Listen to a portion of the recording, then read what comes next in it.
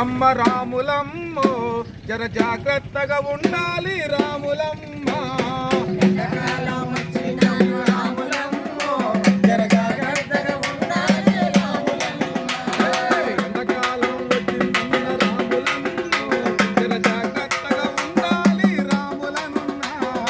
ఎండాకాలం వచ్చిందమ్మ రాములమ్మో జర జాగ్రత్తగా ఉండాలి రాములమ్మ. జర జాగ్రత్తగా ఉండాలి రాములమ్మ. జాగ్రత్తగా ఉండాలి రాములమ్మ. జాగ్రత్తగా ఉండాలి రాములమ్మ. అందుకనే ఈ ఎండాకాలం తడి చేతులు పొడి చేతులు కూడా ఇంట్లో ఉంచుకోండి అని చెప్పి తెలియదు.